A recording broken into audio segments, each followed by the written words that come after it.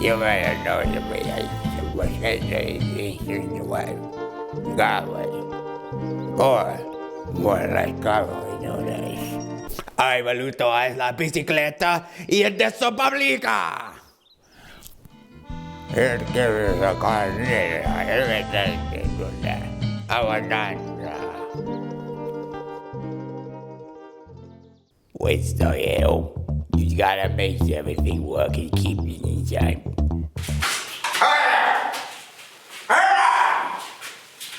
You've been done with your family, eh?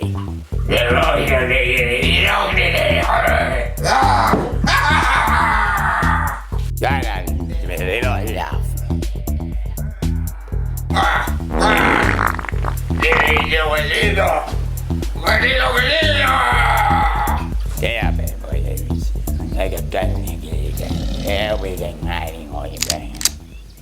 Whatever you do, and don't forget, subscribe. Okay? What the fuck is you gonna do? Is that fucking no? What, no?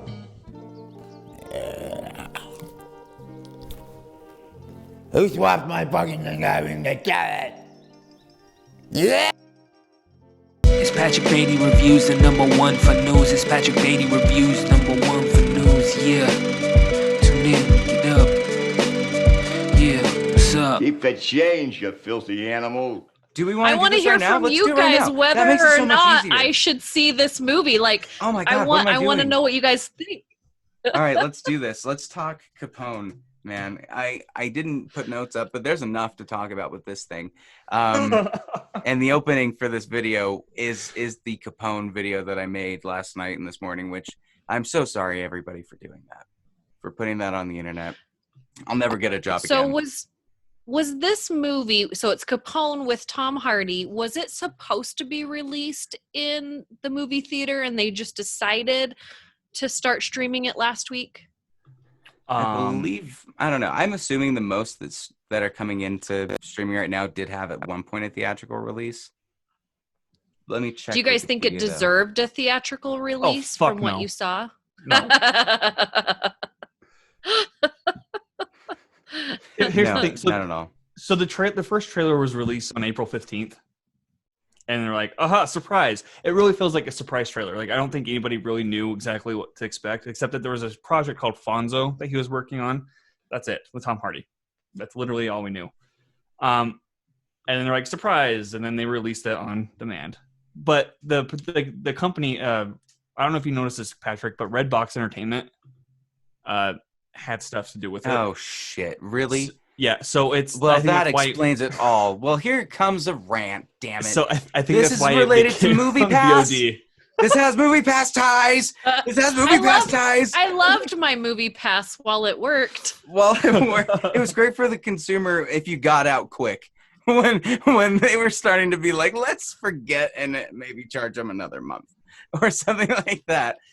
But of course it is. And you know what's funny? This stunk of Gotti to me. Did it not? I never saw Gotti. Gotti. I saw Gotti. Okay.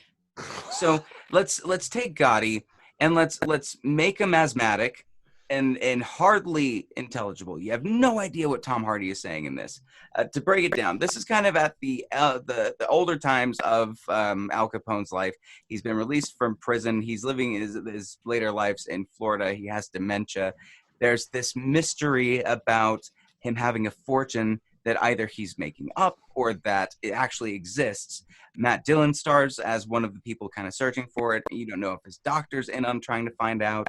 There's other gangs and mobsters coming in and out. You think there's a lot of suspense to that story. But there's not. It's ridiculous. Chaz, what do you think first of just Tom Hardy's persistence of wanting to have a voice like he has? I don't know. I even tried to find footage, like documentaries of Capone talking, like interviews, like old ones. But he died back in the 40s, so like it wasn't, interviews weren't really like a huge thing back then. but you could hear enough to know there's no fucking way that was his voice, right? Yeah, there's Oh no my fucking gosh. way. No. And here's what happened. I looked up a video about his voice, about the Capone voice and all that, because I was looking it up too. And there was this video at the bottom. It came out a year ago. Tom Hardy's inspiration for his Capone voice. Have you any guesses? Have you seen anything about it? Bugs Johnny Bunny. Depp. Bugs Bunny? Bunny. What the fuck? So Why? imagine. That's my question. Why is he insisting on doing stuff like this? It seems like he just didn't My take dogs it seriously. just looked at me like, what? Dude, that's like, it's probably because he has a carrot stuck in his fucking mouth throughout like the whole movie almost.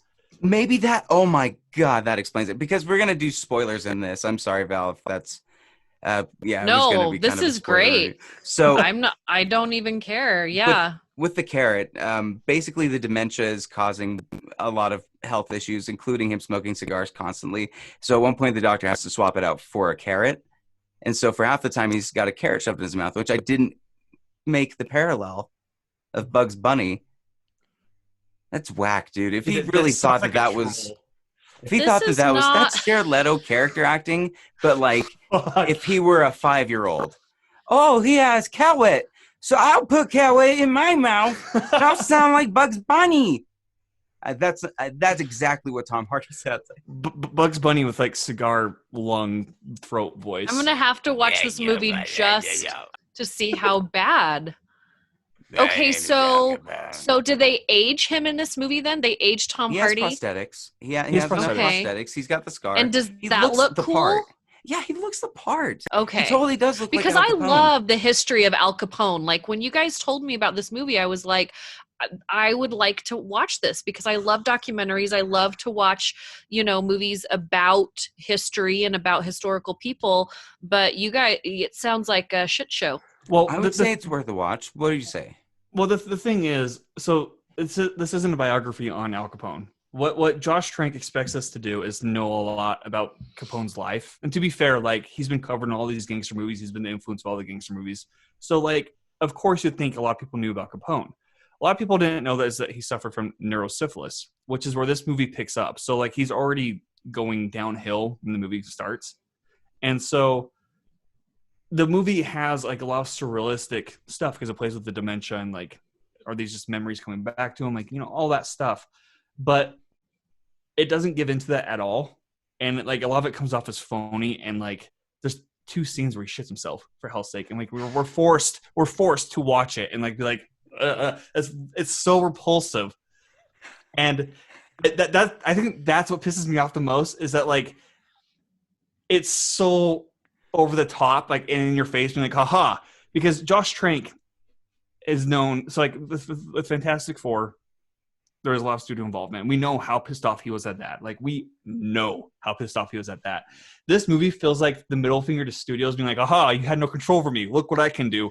Force viewers to watch Tom Hardy shit in a bed and while being interviewed by FBI agents. Like, oh, well, poor Linda Cardellini having seriously. to be the wife laying in bed next to him with the most realistic diarrhea I think I've ever seen in my life. Realistically horrifying.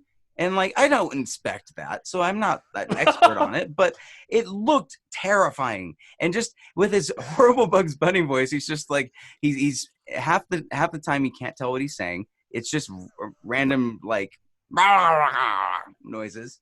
And he's got a lot of good supporting cast that are doing their best. And you think that it's kind of like a Cats situation where they were all behind the scenes watching Tom Hardy do this, and they were like, "Oh my god, this is it. This is the Oscar. This is the thing that'll get him up there." And he's like just pissed himself for real because that's the method acting he chose, wandering around, just talking like Bugs Bunny. It's worth a watch in the same sense I would say that The Room is. I'm pretty sure that if I was in a movie and it said that my character had to pee himself, I wouldn't be against that. Like, I would totally pee myself in a movie. However, I don't think that I would actually shit myself on screen. I mean, I don't know how much you got paid for this movie. Maybe I would. Well, I don't think he shit himself on screen. What would you have to do to prepare for that? Because I like my own time. I like to get into the bathroom. I like to swing my leg, my feet. I like to take my time, and to have to do that in front of people, like. Do you think Tom ordered like a squatty potty just to make sure that like when he had to do the method acting? I don't know. But it sounds horrifying. It sounds horrifying. It's a great horror film. Let me give this credit where credit's due, because I do think it's actually a well shot film. It looks really good. Okay. And a lot of the stuff that they have in this, when they go into, you mentioned kind of like the more fantastic parts of it where you don't know if it's real or not. It's very much like Scorsese with Shutter Island, and I enjoyed watching those bits. Yeah. It just is.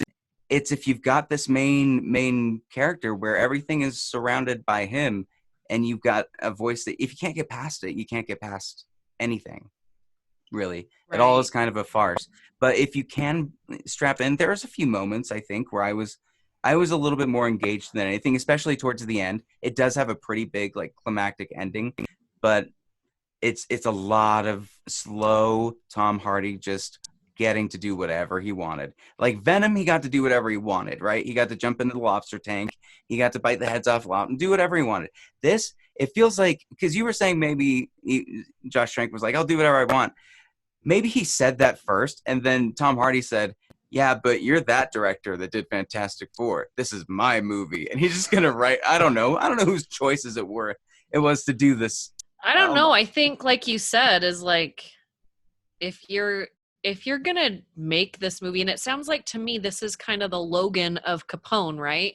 They're showing someone that was this big anti-hero, but also hero to some people, right? And now you're showing the diminishing of his life. You're taking him off of his throne. You're taking his power away. He shits the bed.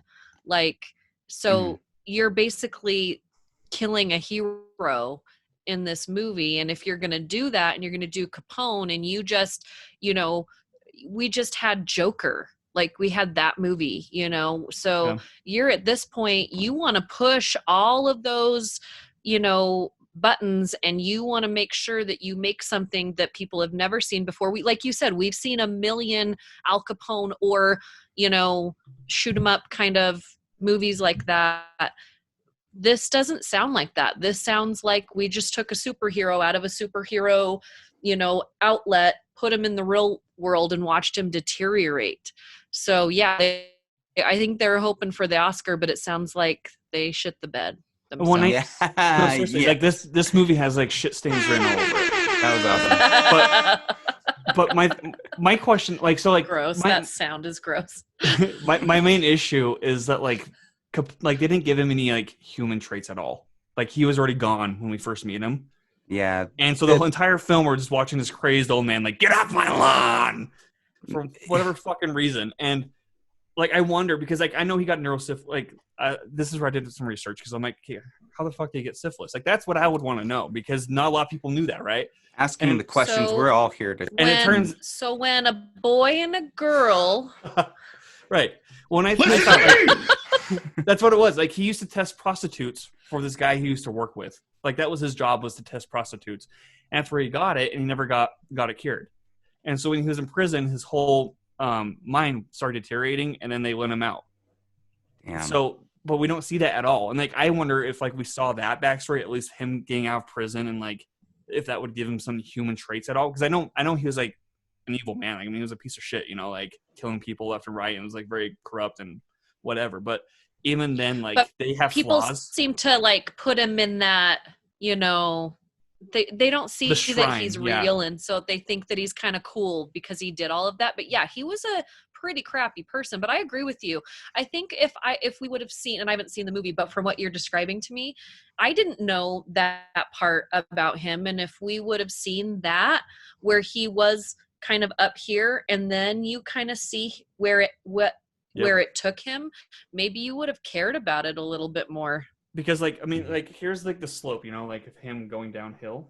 We start like right here and just watch him go downhill. I mean, like we just start right in the middle of him going downhill already. So to me, that did nothing at all. And like, I just thought it was Josh Trank putting a middle finger up to the studios. I mean, kudos to him for doing that. And he got to make Tom Hardy shit himself in bed. Like, who can say? I don't know if he made him.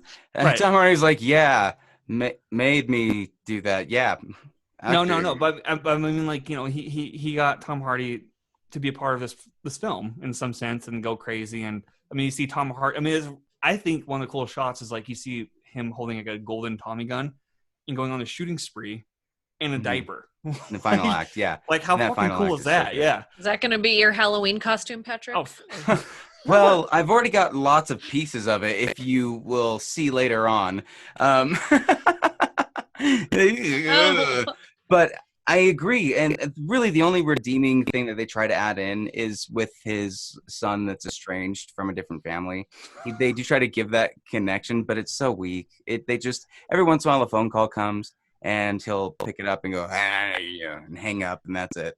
And the end, they make it a big moment, like we've been waiting for it, but they didn't prep us enough at all. So it's like, oh shit, that kid's back. Oh, okay. That's all right. And like, even after it ended, I had no idea it was his son until Patrick exactly was talking. I thought it was like a lover that he possibly got syphilis from. Like, that's the connection I made. Right. And so I had to do further research into it. And like, because like these movies that glorified Capone didn't do the dark side of him, like the downfall, you know, like, so I just think that's where the movie hit or missed the mark. Well, it didn't miss the mark as far as critics and audiences agreeing, both sitting at around 41% and 39% on Rotten Tomatoes. It's just kind of a stinker. Valerie put it best when she said it shit the bed. What's your rating for it, though? We got to get a rating. Mine? 2 out of 5. Yeah. I almost went 1.5 out of 5, but I'm like, no, I'll give it 2. Like, he shit himself in bed. Like, nobody could say that. Commitment. Like, yeah. I'd probably I'd give it a 4 out of 10. Like, it just doesn't have enough to make it like a full movie. I wish he does more films. I want to see more of what Josh Trank does. I feel bad the Boba Fett stuff didn't work out with him. And Van Forstic is whatever it is, but well, I ain't looking for a Trank cut. Well, I guess my question though is that, like, is there a reason they got involved with Fantastic Four? Because he was going off the rails like he kind of did with Capone. Oh, well, there's lots of stories about it, with his drinking, with his apartment that he destroyed with his dog, like $10,000 worth of property damage. He was belligerent to the actors on set, going on them while he was drinking on set. Like, there's a lot of things that were back and forth, but there's to plug a good interview with Christian Harloff where he does a one-on-one with Josh Trank recently, and they talk about Fantastic Four. So I would maybe say that might have some answers. But I don't know. That's our thing with that.